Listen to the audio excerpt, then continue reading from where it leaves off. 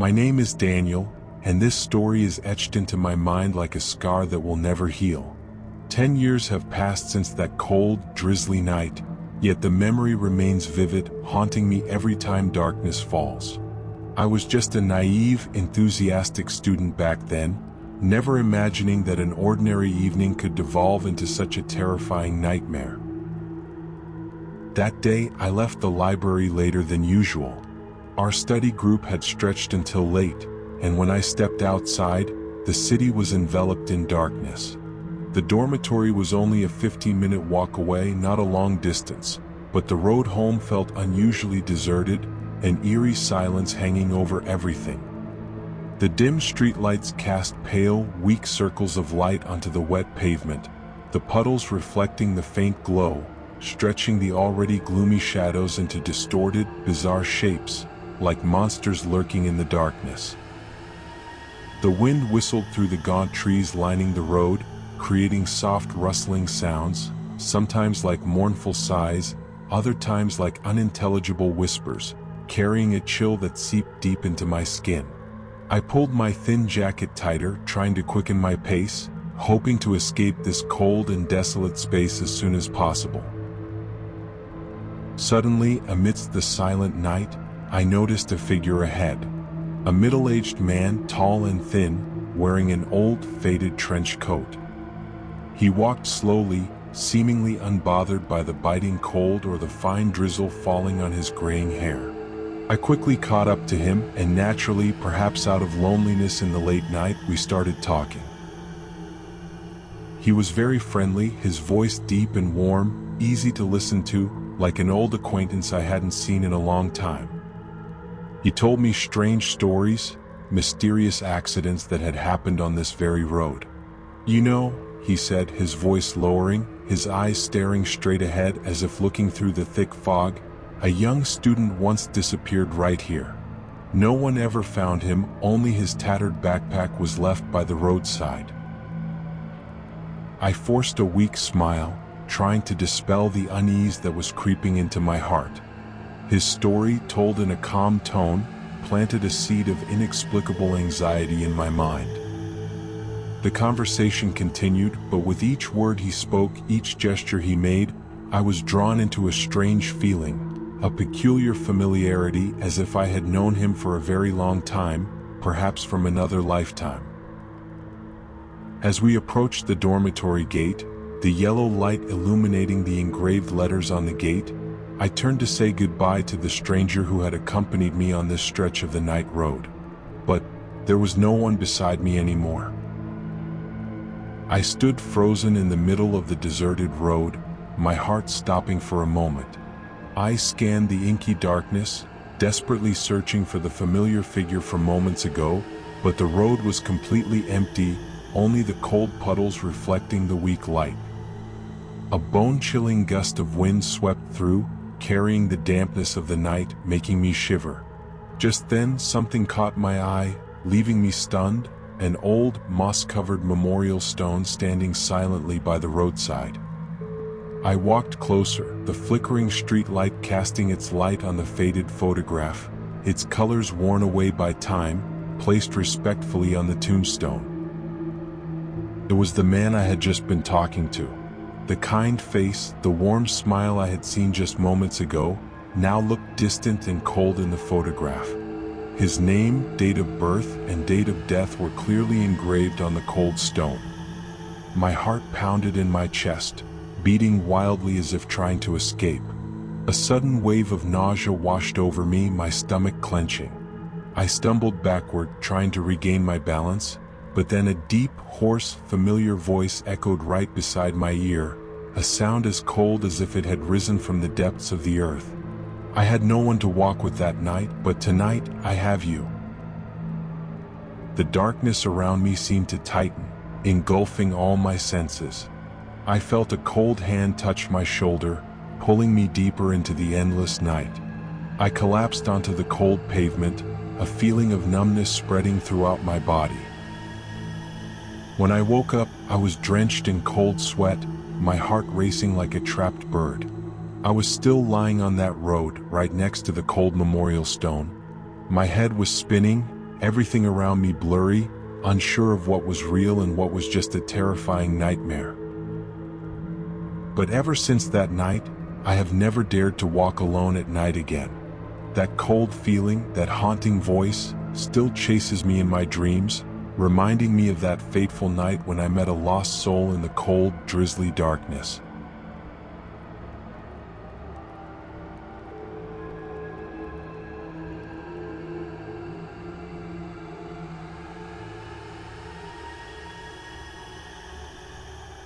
Tonight, the extra shift had ground me down to my very bones. The wind howled in gusts as cold as invisible blades slicing at the back of my neck, forcing me to pull my thin jacket tighter. The clock had struck 2 in the morning, and the road home stretched before me, an endless expanse of thick, inky blackness. Everything was shrouded in an unnerving silence, as if the entire city had been frozen under a layer of nocturnal ice. The streetlights flickered with a jaundiced, weak glow, like dying embers, casting pale streaks of light onto the pavement. The shadows of the low-rise houses on either side of the road were crooked and distorted, resembling bizarre creatures lurking in the darkness. Not a single engine, not a single voice.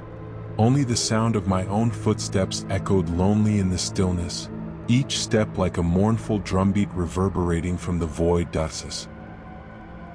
I tried to walk faster, hoping to escape this cold and solitude as soon as possible. But then, another sound softly intruded upon the rhythm of my own footsteps. Very faint but unmistakable. Another footstep, light yet distinct, was following me from behind. My heart leaped into my throat. I spun around looking back.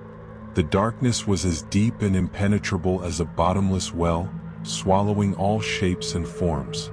There was no one there. Only the pitch-black night and a silence so profound it felt suffocating. Suddenly, a cold breath, as if exhaled from the earth itself, brushed against the back of my neck, making the fine hairs stand on end. I bit my lip, trying to reassure myself that I was just exhausted after a long day, and continued walking. But the feeling of being watched wouldn't let go.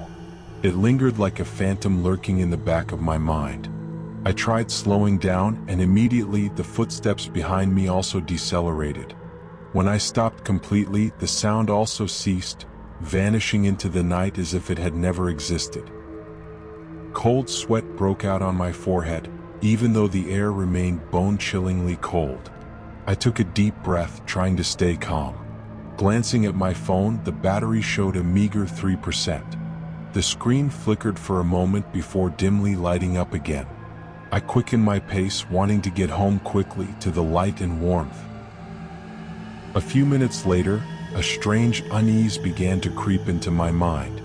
Everything around me felt strangely familiar. Too familiar. This road, the squat houses with their dark windows, the fence overgrown with withered vines on the other side of the street. Hadn't I just passed them a while ago? My heart pounded in my chest like it wanted to break free. I had turned into several alleys trying to change direction, but how did I keep ending up back on this same road? A cold dread began to spread through my body, tightening its grip around my heart. I bit my lip hard, deciding to try going in a completely different direction. I turned left, then right, walking through the dark, narrow streets. But no matter how many times I turned, that familiar road kept appearing before me. The houses remained still and silent, the flickering streetlights still blinked in the distance, and the gaunt trees still swayed unnaturally in the cold wind. At this point, a terrifying thought, like a venomous snake, slithered into my mind. I was trapped. Trapped in an endless loop of darkness and solitude. My throat felt as dry as if someone were choking me. I started to run, crossing intersections, no longer caring about the direction. I just wanted to escape this damned loop. But no matter how fast I ran, the road never changed. Everything remained the same, like a film reel being ruthlessly played over and over again. Things only truly took a turn for the worse when I saw it. At the end of the road, where the dense darkness swallowed all light, a figure stood silently. It was toweringly tall, as thin and gaunt as a dead tree, and its feet didn't seem to touch the ground, hovering in the air.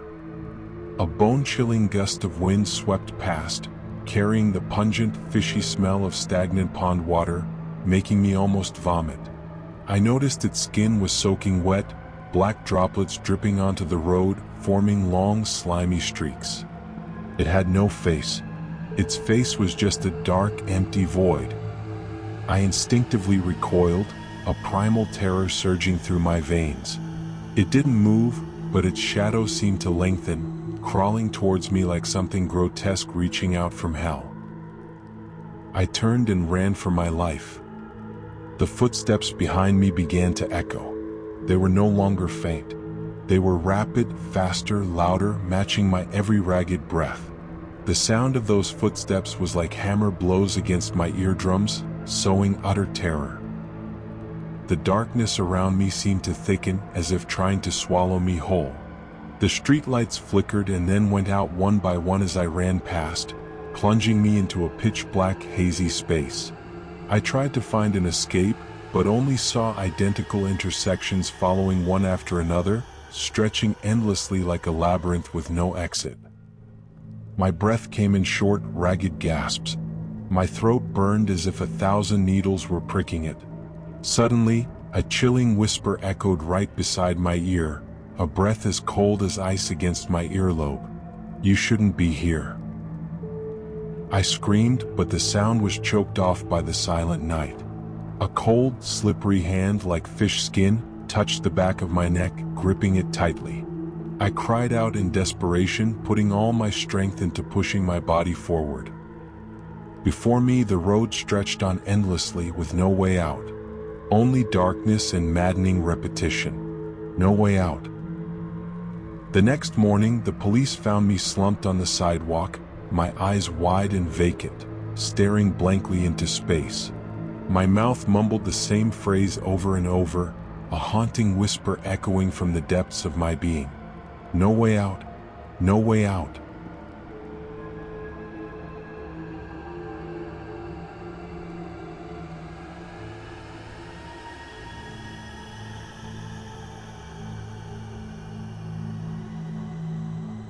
This town is trembling in the dark, and I, Jack, am perhaps the only one who can't find any peace. The disappearances are relentless, like an unending nightmare swallowing one innocent resident after another. No one understands what's happening. Fear has spread like a plague, gnawing at every corner of the town. The police, with their futile efforts, have become symbols of failure. But I'm different. I can't stand by and watch the darkness consume this place. I'm a reporter, and the truth is the only thing I worship, no matter how terrifying it may be. That night, as the cold drizzle peppered the office windows, I was practically pulling an all-nighter, meticulously sifting through files on the missing people. Each lifeless face in the old photographs seemed to silently plead for help. Then an anonymous tip led me to a strange video, extracted from the security camera of a small convenience store at the end of Elm Street. As the grainy footage began to play, my initial curiosity quickly gave way to an indescribable unease. On the screen, I saw a familiar figure, the walk, the hair, the old coat, none other than myself walking down the deserted street at midnight. The weak yellow street light cast pale streaks onto the wet pavement, stretching the gaunt tree shadows into bizarre shapes. But then I noticed something unusual, a small detail that sent a cold wave of terror through me, the reflection in the store window. My face in the glass was twisted, grotesquely distorted, as if an invisible hand were squeezing it from the inside. The features were warped, no longer recognizable. The eyes were black and hollow, like two bottomless wells, frighteningly empty, devoid of any spark of life. And the smile, a smile that stretched impossibly wide, reaching almost to the ears, unnatural, like a black gash on pale skin. I had absolutely no memory of ever walking down that street at that dead hour. Or, if I did, the memory of what I saw was completely blank, like a white page with all traces erased. a terrifying emptiness as if a part of me had been stolen. Doubt and unease gnawed at my mind. I couldn't shake the image of that monstrous reflection. Was it an omen? A warning? Or just a product of a sleep-deprived imagination? I decided I had to verify it myself. I needed to go back to that street at the exact eerie time in the video to uncover the truth behind that horrifying reflection. The following night, the drizzle persisted, the cold droplets stinging my face like needles. I put on my thick coat, stepped outside, and took a deep breath of the damp, cold air. The streets were silent, eerily quiet, with only the wind whistling through the old moss-covered buildings and the lonely echo of my own footsteps in the stillness. The streetlights still flickered, sometimes bright, sometimes dim, casting weak yellow streaks onto the wet pavement, creating ghostly shadows that chased my every step. As I approached Elm Street, my heart began to beat faster, a feeling of anxiety and restlessness taking hold of my mind. When I reached that haunted convenience store, I stopped, trying to calm myself. Taking a deep breath, I slowly turned my head to look at the large glass window. The streetlight reflected in the glass, creating a hazy glow. I saw myself, but it wasn't me. The reflection in the glass wasn't synchronized with my movements.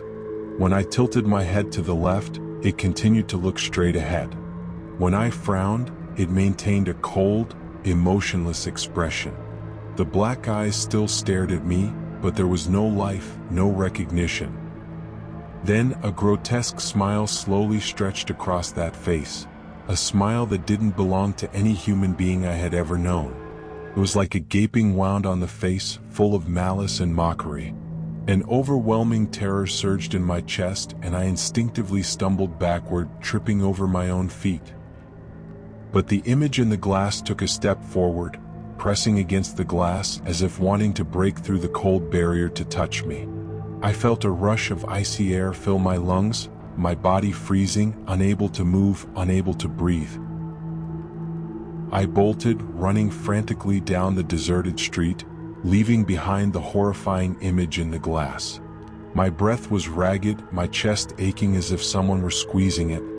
I ran non-stop, ignoring the cold, ignoring the darkness, just wanting to escape that terrifying presence. Finally, my familiar house came into view, like a safe haven in the terrifying sea of night. I rushed to the door, frantically fumbling with the key, and bolted the door shut, my chest still heaving with fear. But as I turned around, I froze, my feet rooted to the spot. Standing in front of my house, under the dim light of the porch lamp, was someone. It was me. I stared at the perfect replica of myself. He smiled, a sinister smile, his eyes dark and hollow, like two bottomless abysses, exactly like the monstrous image I had seen in the convenience store window moments ago. But this time, it was 100 times more terrifying because it was right in front of me, in flesh and blood. I couldn't breathe, the air felt thick in my chest. My throat was dry, unable to utter a word as he slowly approached, raising his hand, his fingers long and cold like the fingers of death, reaching out to touch me. The screen went black. That was the last image the police found in the surveillance video retrieved from my own home security camera. Jack, me, stood motionless as a statue in front of his house, his arm outstretched as if welcoming a cold embrace from the darkness. But in the rearview mirror of a nearby parked car, something even more horrifying was reflected. The image in the mirror blinked, then broke into a grotesque, bone-chilling smile, before the screen abruptly cut to black, leaving a terrifying question mark about my fate.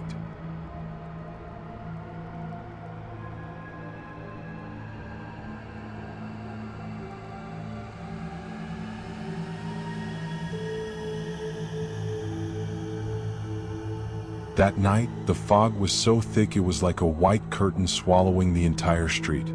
I still vividly remember the cold, damp feeling that clung to everything. Emily's birthday party had gone on longer than expected, and even though my house was only a few blocks away, a short walk, In that moment of impenetrable fog, I wished I had called a taxi. The weak yellow streetlights struggled to pierce the dense fog, only managing to create pale, hazy halos, like the eyes of some unseen creature silently watching my every step.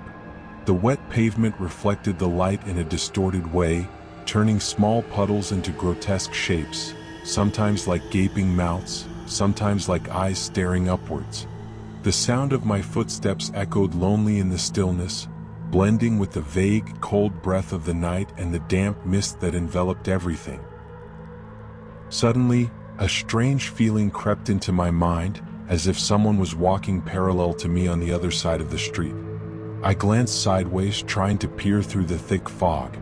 A blurry figure appeared, lost in the white mist, just a smudged black shape, indistinct and formless.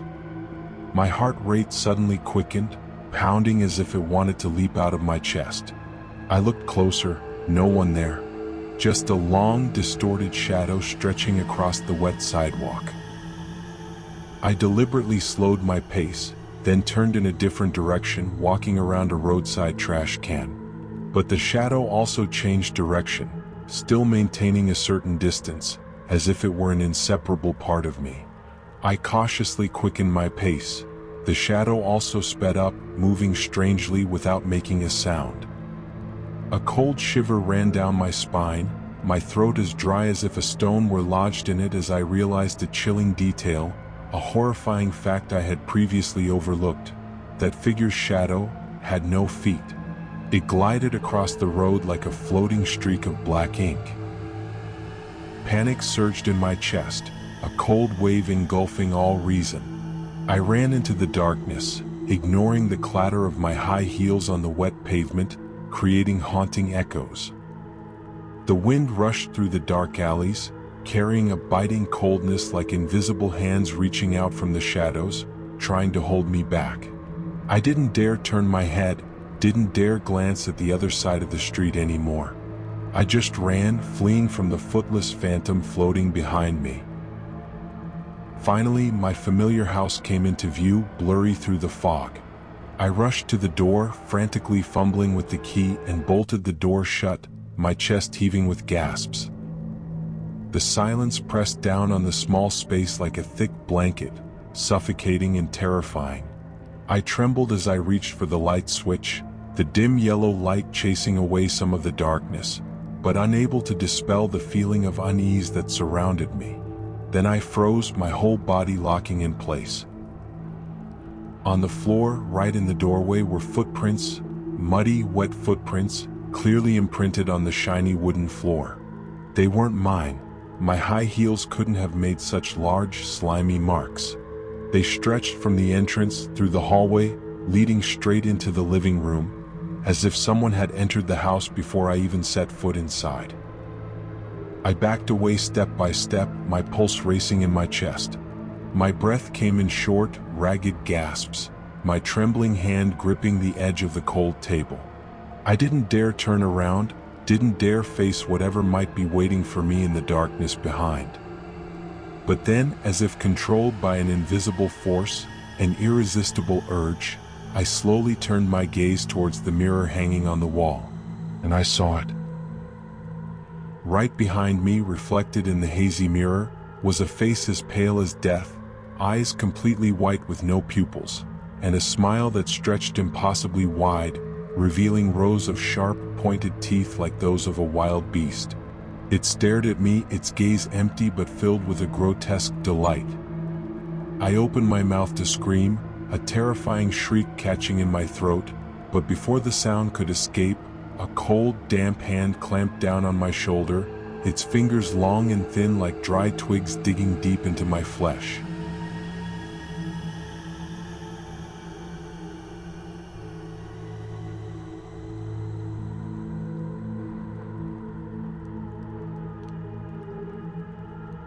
The cheerful chatter of my friends still lingered somewhere in the back of my mind, a sweet echo of the evening past. We'd had a really fun get-together at our usual spot, but since my house was quite close and it was already pretty late, I decided to walk home to enjoy a bit of the quiet night air. My footsteps stretched out on the familiar road, the weak yellow streetlight casting my long shadow ahead.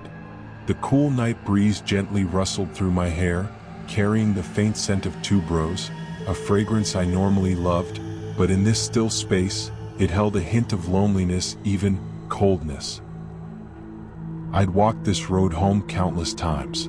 During the day, it was bustling with traffic and the noisy chatter of people. But when night fell, especially after midnight, it took on an eerily calm demeanor.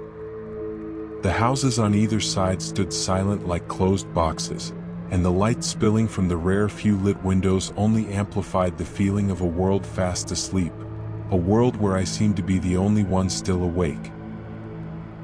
Suddenly my gaze froze. In the middle of the road, right under the weak glow of the nearest streetlight, was a strange object. At first, I thought it was just a bag of trash someone had carelessly discarded, or maybe a child's toy that had been dropped. Nothing out of the ordinary. I continued walking, intending to just pass by it. But then, something compelled me to take a closer look. As I approached, a strange feeling began to creep into my heart. The object didn't look like trash, nor was it a toy. It had an indeterminate shape, like a solidified mass of ash-gray liquid, flickering faintly as if light emanated from within. It wasn't large, only about the size of a soccer ball, but the way it lay still in the middle of the road in this silent space evoked an indescribable sense of unease. Curiosity, that most dangerous of human emotions, won out over my initial hesitation. I slowly moved closer. The nearer I got, the more clearly I felt a strange energy emanating from the object. It wasn't hot, it wasn't cold, but it made my skin prickle. A feeling that was both alluring and frightening, as if I were standing before a door leading to a completely different world. I crouched down slightly, reaching out my hand. My fingers trembled as they lightly touched the slimy surface of the object. Immediately, a jolt of icy cold electricity shot up my spine, spreading throughout my body. I instinctively recoiled my hand, my heart pounding in my chest. In that moment, strange images flashed before my eyes, fragmented and incomprehensible. A pitch-black forest, distorted faces screaming, a sky full of eyes staring down. It all happened in an instant, then vanished, leaving me utterly bewildered. But that was just the beginning. As I stood up straight, I began to notice unusual things around me. The streetlight above me flickered incessantly, sometimes blazing brightly, sometimes plunging into darkness, creating ghostly patches of light and shadow on the road. The soft rustling of the wind through the leaves suddenly became sharp and menacing, like the whispers of a lost soul. From the closed houses on either side of the road, I heard strange noises, sometimes like heavy footsteps on wooden floors, other times like someone scratching at the walls. A shiver ran down my spine as I felt a light touch on my shoulder. I quickly spun around, but behind me was only darkness and an eerie silence. A musty, fishy smell wafted in the air, a repulsive scent I had never encountered before. The strange object at my feet began to exhibit even more disturbing behavior. It was no longer lying still. I saw it tremble slightly, then slowly slither across the road, leaving a slimy trail behind. The faint light emanating from within it now grew stronger, flashing eerily, like an eye staring intently at me. I felt like I had awakened some dark force, something I should never have touched. Fear rose to an unbearable level, making my limbs feel weak and shaky. I tried to run, but my legs seemed to have a mind of their own, no longer obeying my brain. I staggered backward, my eyes fixed on the bizarre object slowly pursuing me. Horrifying illusions began to appear. The road rippled like a black lake.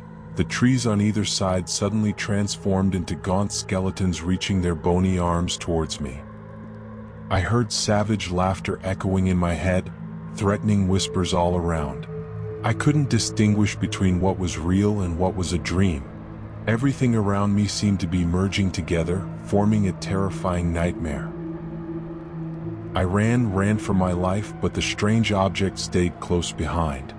It moved faster and faster, emitting bizarre sounds, sometimes like the piercing screech of metal scraping against metal, other times like the angry growl of a ferocious beast. Its shape also began to change, sometimes swelling up like a grotesque tumor, sometimes shrinking down like a giant crawling worm. Finally, I stumbled and fell, collapsing in the middle of the road. The strange object quickly closed in, engulfing me. I felt something cold and slimy cover my body, squeezing me until I couldn't breathe. A splitting headache spread through my skull, and before my eyes, there was only an endless blackness. The next morning, people found me lying unconscious on the deserted road. The morning sunlight illuminated my pale face, my eyes wide open, staring blankly into nothingness. When I woke up in the hospital, I had absolutely no memory of the night before. The doctor said I was in severe shock, but couldn't explain the strange bruises all over my body. The strange object had vanished without a trace. No one found it, and my story was dismissed as a nightmare caused by excessive stress.